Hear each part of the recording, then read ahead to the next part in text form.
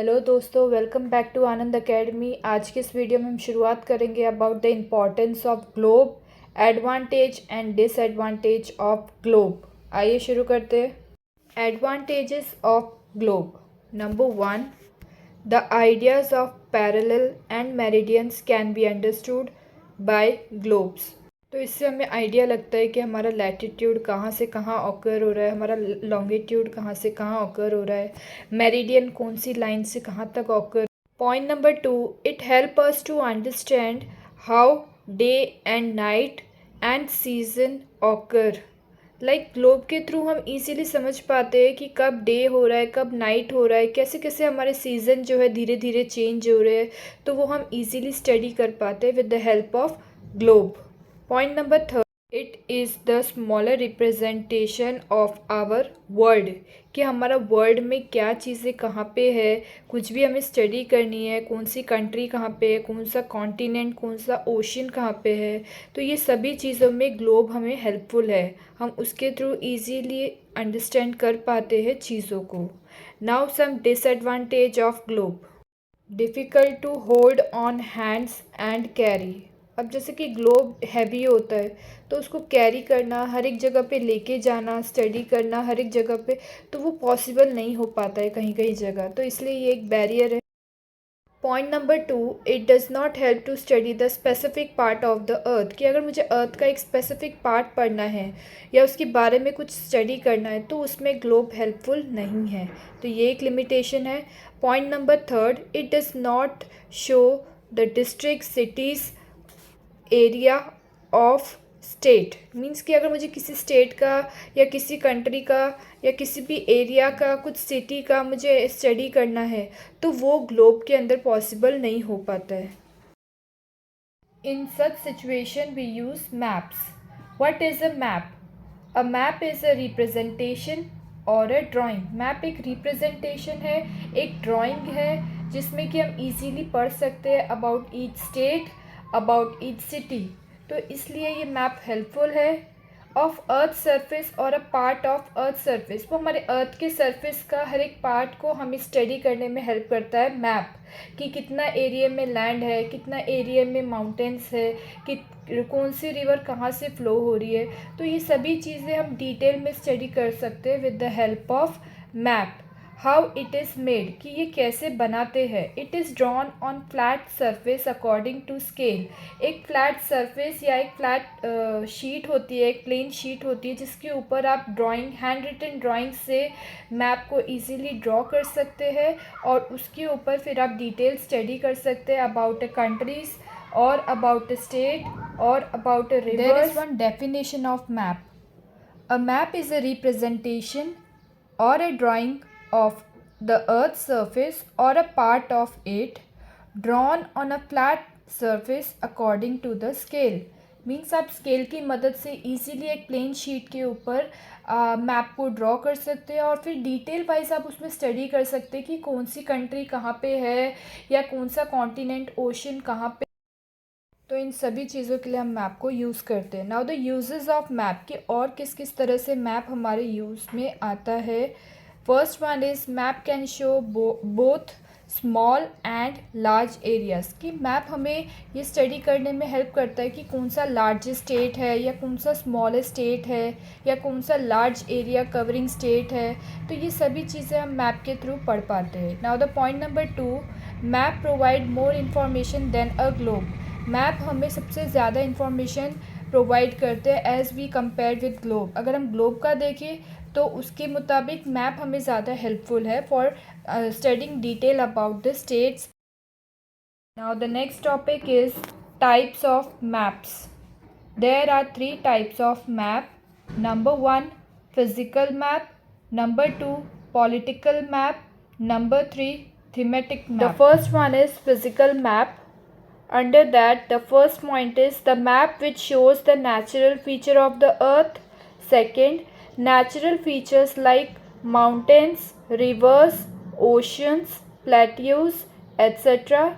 Third point, there are also called a relief map. तो physical map जो है उसमें आपको फिज़िकली दिखाई देगा कि ग्रीनिश पार्ट है वो हमारा फॉरेस्ट एरिया है, ब्लूइश पार्ट है वो हमारा माउंटेन एरिया है, लाइट ब्लू पार्ट है तो वो रिवर एरिया है। तो इस तरह से कलर्स के थ्रू आपको मैप में स्टडी करने में हेल्पफुल होता है फिज़िकल मैप, जिसमें कि आप जो हमारे अर्थ की जो नेचुरल फीचर्स है उसको स्टडी कर पाते हो डिटेल में, और इस मैप को रिलीफ मैप भी कहा जाता है। Now point number 2, political map. In that, point number 1, cities, towns, villages of your country. Point number 2, different countries and state of the world. Point number 3, and the boundaries of these place. तो political map एक ऐसा map है जो आपको study कराता है about the boundaries of a country, कि हमारे इंडिया की बाउंड्रीज़ में कौन कौन से कंट्रीज़ जो है वो टच हो रहे हैं, जैसे चाइना है, पाकिस्तान है, भूटान है, इंडोनेशिया है, अलग अलग कंट्रीज़ जो है वो हमारे इंडिया के बॉर्डर्स में टच हो रही है। तो उनके बारे में जो है डिटेल स्टडी करने के लिए हमें पॉलिटिकल मैप की ज़रूरत होती है। अब जैसे कि जो सिविल सर्विस एस्पिरेंट्स होते हैं वो ज़्यादातर पॉलिटिकल मैप को स्टडी करते हैं। क्यों? क्योंकि कौन हमारी कंट्री में आया, कि कौन हमारे इंडिया से बाहर गया, और हमारा इंडिया किस तरह से डिवाइड हुआ, ये सभी चीज़ें आप पॉलिटिकल मैप में ईजिली स्टडी कर पाते हैं। डिफरेंट कंट्रीज़ के नेम आप इसमें स्टडी कर पाते हैं, डिफरेंट स्टेट्स को भी आप स्टडी कर पाते हैं इन डिटेल, और about the boundaries of such state और अ कंट्री, कि वो स्टेट कितना बड़ा है, उसकी बाउंड्रीज़ कितनी हैं, और या फिर वो कंट्री कितनी बड़ी है। तो ये सभी चीज़ें आप डिटेल में मैप, पॉलिटिकल मैप के अंदर स्टडी कर पाते हैं। Now the next is thematic map. Map which focus on specific information.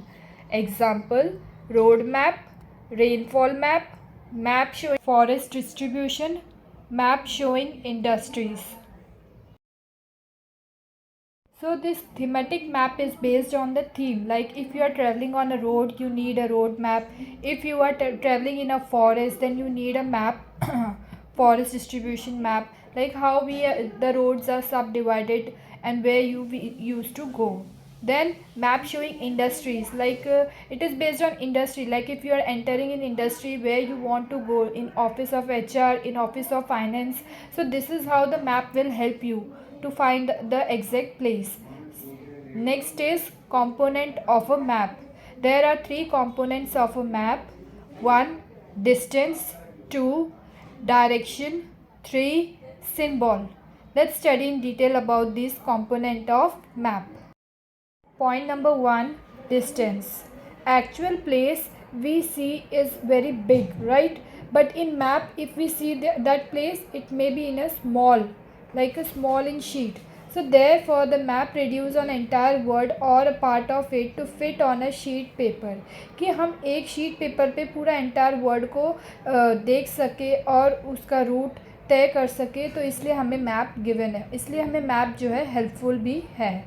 Next, Therefore a map draws to reduce the scale, इसलिए हम मैप को बनाते हैं जिससे कि हमारा स्केल जो डिस्टेंस है वो रिड्यूस हो और हमें आइडिया लगे कि हमें कितना दूर और ट्रैवल करना है। Like this must be use for travelling people, like the person who are travelling with the car, with the caravan, they must use this road map. Now one question is like how distance represent in map, कि हमें कैसे map के through पता चलेगा कि हमें कितना distance travel करना है। A small distance on a paper represent a large distance on a map, क्योंकि अगर हम एक्चुअल में वो डिस्टेंस देखें तो वो बहुत ज़्यादा लंबा होता है, बहुत ज़्यादा दूर होता है, बट वही अगर हम पेपर शीट में देखें तो वो हमें स्मॉल दिखता है। The scale, the ratio between the actual distance on the ground and the distance as shown on map, तो इसलिए scale बनाया है। Scale means not like actual scale, scale means the ratio between actual distance, whichever the distance we are going to travel on the ground, or the distance as shown on a map, और जो map में actual distance show किया है तो उसको बोलते हैं scale, कि आप एक्चुअल में आप ट्रैवल करने जा रहे हो तो कितना डिस्टेंस आप कवर करोगे और आपके मैप में कितना डिस्टेंस शो कर रहा है, तो इसकी मदद से क्या है आप इजीली एक जगह से दूसरी जगह घूम पाओगे। Now the next is direction. Most map contain an arrow marked with the letter N. अब जैसे आपने बहुत बार मैप में देखा होगा कि जो डायरेक्शन है उसमें एन शो करता है। What is that N? that is a north, means north direction. When you are traveling towards the north direction, then on map it shows N, capital N. This arrow shows the north direction. It is also called as a north line भी उसको कहा जाता है.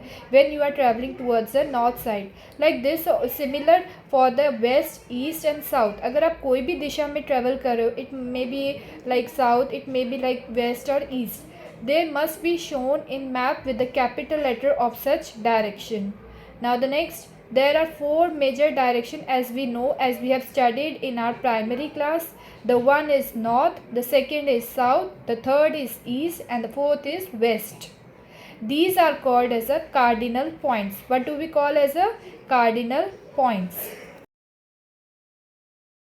Other four intermediate directions are first northeast, second northwest, third southeast, fourth southwest. So these are the intermediate direction. Means if we are traveling in north side, then which direction we used to travel, in northeast side or in northwest side.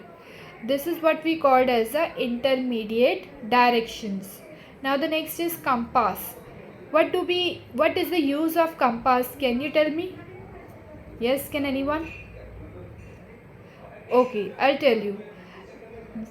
It is an instrument use to find out a main direction. कि जैसे for example मैं किसी जंगल में जाती हूँ और मैं वहाँ गुम हो जाती हूँ, मुझे नहीं आइडिया है कि मैं कहाँ खड़ी हूँ, किस डायरेक्शन में मुझे मूव करना चाहिए, तो at that time I use this compass to find the main direction, like where I am standing, कि मैं अभी कहाँ खड़ी हूँ, और फिर उसकी मदद से मुझे डायरेक्शन का पता चलेगा और फिर मैं इजीली मूव हो पाऊँगी और एक सेफ़ जगह पे पहुँच पाऊँगी. So this is how the map compass used. Next is symbol. Symbols are the third important components of map. Symbols जो है वो थर्ड इम्पॉर्टेंट कॉम्पोनेंट है हमारे मैप का. It is possible to draw actual shape and size of different features. अब ये possible नहीं है कि मैप के ऊपर हम एक ब्रिज का डायग्राम या फिर एक रोड का डायग्राम या फिर एक ट्री को बनाए और फिर मैप को इजीली देख पाए और अंडरस्टैंड कर पाए. नहीं पॉसिबल है. तो उसके लिए हमें क्या ऑप्शन दिया है? Symbol.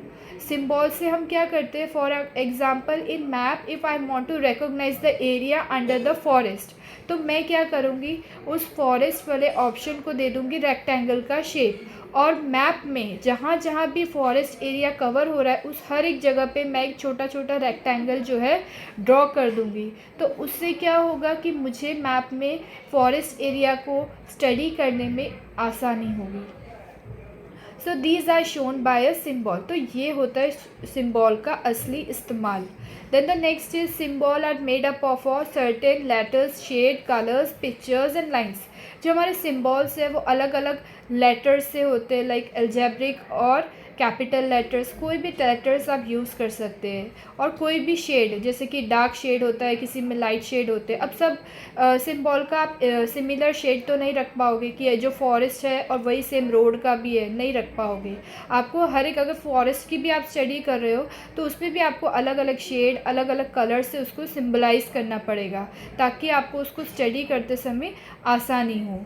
Then the next is pictures. अलग अलग पिक्चर्स, अलग अलग लाइंस हम उसमें ड्रॉ करते हैं मैप में, जिससे कि हम उसको हाईलाइट कर पाए कि किस किस जगह पे रिवर फ्लो हो रही है या कौन कौन सी रिवर यहाँ पे नॉर्थ साइड में फ्लो हो रही है. समझ में आ रही है चीज़ें?